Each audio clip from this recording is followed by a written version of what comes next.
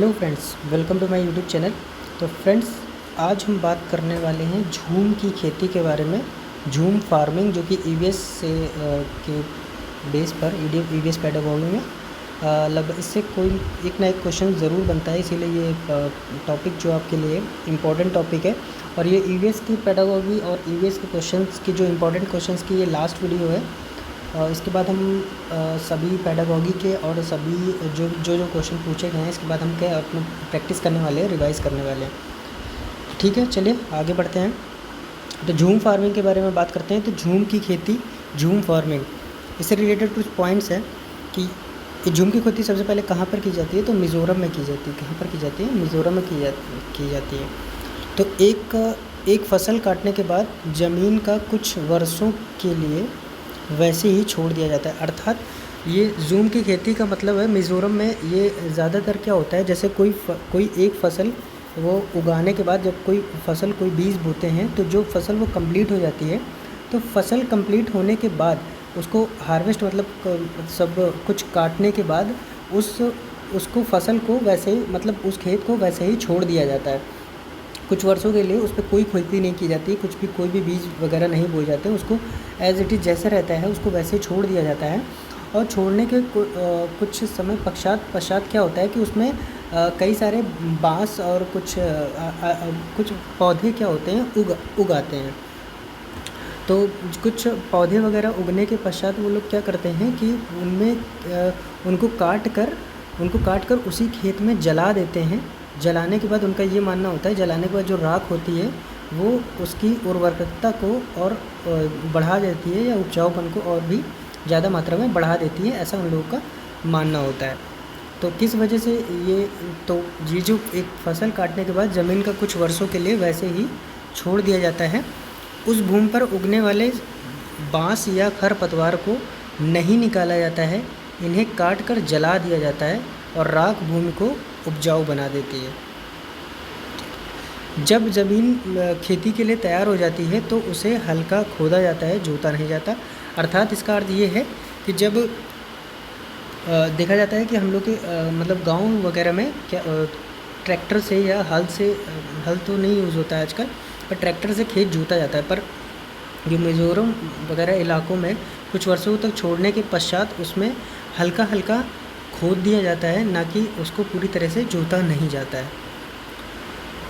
Next point है, खरपतवार व अन्य अवांछित पौधों को भी उखाड़ा नहीं जाता है, बस काट दिया जाता है ताकि वह मिट्टी में मिल जाए। यह मिट्टी को उपजाऊ बनाने में भी मदद करता है।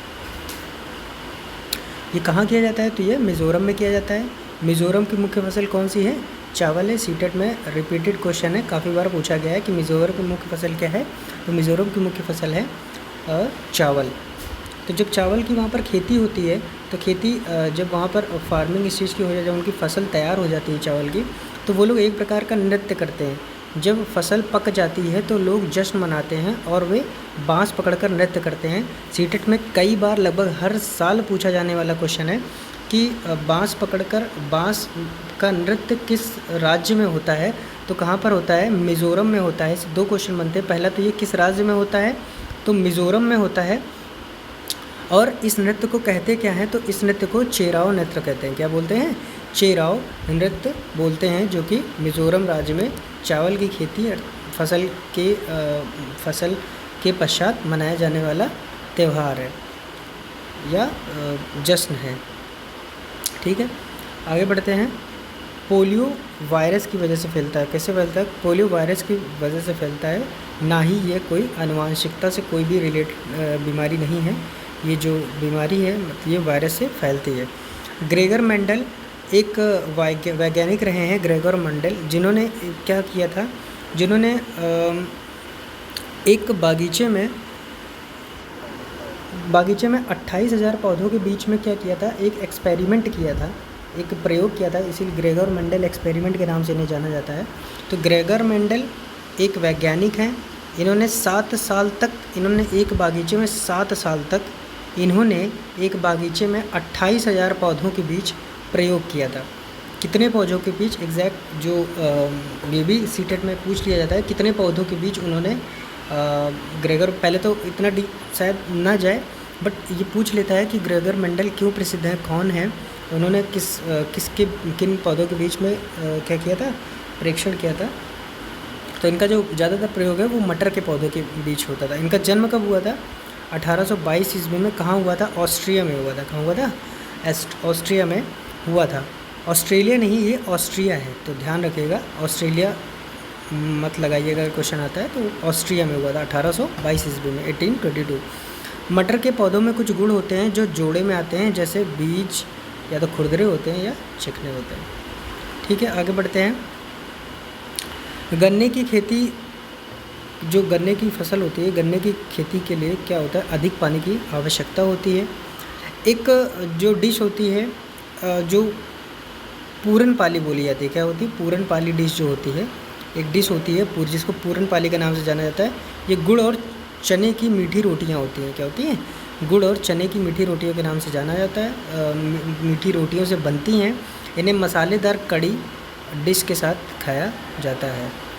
कोरवा एक प्रकार की बस है, एक बस है जो कि ज़्यादातर केरल की साइड ज़्यादा चलती है, साउथ की तरफ, ईस्ट की तरफ। तो साउथ की तरफ, ईस्ट की तरफ ज़्यादा चलने वाली बसें हैं। तो ये जो एक प्रकार की बस होती है, कारवां एक प्रकार की बस है जिसमें सभी सुविधाओं के साथ रह सकते हैं। मतलब उसमें सारी फैसिलिटीज़ उस एक बस में क्या होती हैं? इनबिल्ड होती हैं। तो ये पूछा गया था आई थिंक 2018 के प्रैक्टिस सीटेट के एग्ज़ाम पूछा गया था, कारवां क्या है? तो कारवां एक प्रकार की बस है। ठीक है। चूहे की दृष्टि, जो चूहा होता है उसकी दृष्टि कमज़ोर होती है, पर लेकिन सूंघने, स्पर्श करने और स्वाद लेने की जो क्षमता होती है अधिक होती है। नागपुर में दाल में चीनी मिलाकर खाते हैं। ये भी एक बार क्वेश्चन में आ गया, क्वेश्चन पूछा गया था सीटेट के एग्ज़ाम में। नृत्य जो होता है, नृत्य में भावनाओं को व्यक्त करने के लिए हाथों और चेहरे का उपयोग किया जाता है। इन्हें मुद्रा और भाव कहते हैं। जो नृत्य होते हैं, आपने देखा होगा क्लासिकल डांस जिन्हें बोलते हैं, कथक वगैरह, तो उसमें क्या होता है? जो भावनाओं का खेल होता है, भावनाओं का सारा प्रदर्शन होता है कि जब कथक करते हुए किसी को देखेंगे आप, तो उनके चेहरे का एक्सप्रेशन, उनके हाथों का एक्सप्रेशन से क्या करते हैं? वो अपनी भावनाओं को व्यक्त करते हैं। उन्हीं भावनाओं को मुद्रा या भाव बोलते हैं। क्या बोलते हैं? मुद्रा या भाव बोलते हैं। ठीक है, आगे बढ़ते हैं। उल्लू काफ़ी हद तक अपनी गर्दन को पीछे की ओर घुमा सकता है। उल्लू की जो गर्दन होती है वो ज़्यादातर क्या करता है? पूरी पीछे तक काफ़ी हद तक क्या कर सकता है? घुमा सकता है। मैना जो पक्षी होता है, मैना जो है अपनी गर्दन को झटके से आगे पीछे करती है। क्या करती है? झटके से आगे पीछे करती है। एक पक्षी के पंख उसे उड़ने में मदद करते हैं और खुद को गर्म भी रखते हैं। समय समय पर पक्षी अपने पुराने पंख खो देता है और उनके स्थान पर नए पंख उग जाते हैं। कुड़ुक एक प्रकार के जो है, एक प्रकार का क्या है उसको बोलेंगे कि समुदाय है जो आदिवासी लोगों से रिलेटेड होता है। तो पूछ लिया जाता है कुड़ुक जो है वो, कुड़ुक कहाँ के? तो कुड़ुक क्या है? तो कुड़ुक झारखंड में आदिवासी लोगों का एक क्या है? समुदाय है। कुड़ुक भाषा में तारंग का अर्थ होता है जंगल। क्वेश्चन आ गया था तारंग का अर्थ क्या होता है, तो इसका क्या अर्थ होता है? जंगल। पिछली बार के सीटेट में पूछा जाने वाला क्वेश्चन है कि वन अधिकार अधिनियम कब बनाया गया था? 2007 में बनाया गया था। कब बनाया गया था? 2007 में बनाया गया था। एक टिन भूमि का क्या अर्थ है? कि जिस भूमि पर एक टिन बीज उगते हैं उसे वो एक टिन भूमि बोलते हैं। मिट्टी के सूख जाने पर क्रोटन नाम का एक पौधा होता है जो मिट्टी के सूख जाने पर संकेत देता है, अर्थात मिट्टी वहाँ की उपजाऊ है नहीं, सॉरी, जैसे खेतों वगैरह में ये काफ़ी हद तक मिल जाते हैं ये क्रांटन के पौधे, जिससे ये पता चलता है कि फसल को या किसी चीज़ को पानी की ज़रूरत है या नहीं है, पानी है, नमी है या नहीं है। तो क्रांटन के जड़ें ज़मीन की गहराई तक नहीं जाती हैं, अतः जब मिट्टी की ऊपरी परत सूख जाती है तो क्रांटन की पत्तियाँ झुक जाती हैं और मुड़ जाती हैं। ठीक है, तो उम्मीद करते हैं ये वीडियो आपको पसंद आई होगी। और ये थे ईवीएस के जितने भी आज तक के प्रीवियस ईयर में जितने भी क्वेश्चंस पूछे गए हैं, तो उन्हीं सबको लगभग कवर कर चुके हैं। बाकी प्रैक्टिस के जो बाकी बचे क्वेश्चंस हैं वो प्रैक्टिस के माध्यम से आपके सामने कोशिश करेंगे कि ज़्यादा से ज़्यादा प्रैक्टिस की जाए और अपने एग्ज़ाम को